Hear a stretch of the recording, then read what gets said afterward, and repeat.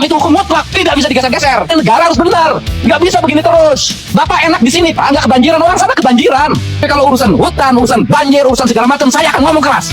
Terbongkar, inilah alasan sebenarnya banjir besar di Sumatera. Sosok pakar UGM ungkap dalang di baliknya.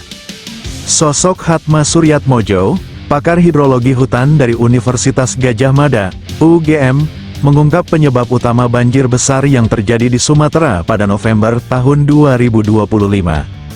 Menurutnya, bencana ini bukan hanya akibat curah hujan ekstrim yang dipicu oleh fenomena alam seperti siklon tropis Senyar, tetapi juga karena kerusakan parah di wilayah hulu daerah aliran sungai, das, hutan di hulu das yang berfungsi sebagai spons raksasa, penyangga air hujan banyak mengalami deforestasi dan kerusakan, sehingga kemampuan alam meredam limpasan air turun drastis. Hatma menjelaskan bahwa kerusakan hutan menyebabkan hilangnya fungsi hidrologis penting, seperti penyerapan air, pengendalian erosi, dan pengurangan risiko longsor. Akibatnya, air hujan deras langsung mengalir ke hilir, membawa material longsor yang menyumbat sungai dan menciptakan bendungan alami.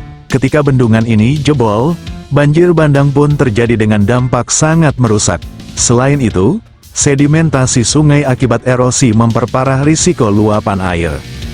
Faktor lain yang memperburuk adalah deforestasi masif, termasuk alih fungsi lahan hutan menjadi perkebunan sawit, illegal logging, dan lemahnya pengendalian kawasan.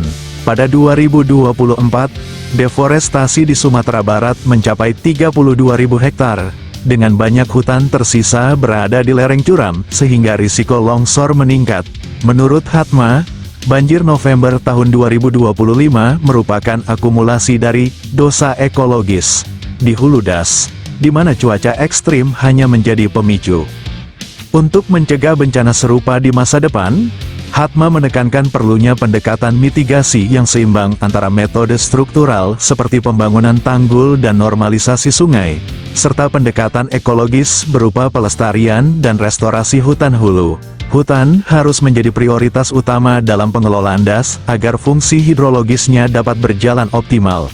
Dengan menjaga kelestarian hutan dan ekosistemnya, siklus air dapat terjaga sehingga risiko banjir dapat diminimalkan.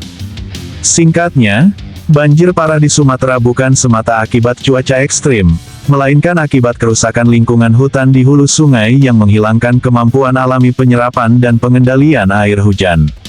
Upaya bersama untuk menjaga dan memulihkan ekosistem hutan adalah kunci penting dalam mengurangi risiko bencana hidrometeorologi di masa depan di wilayah ini.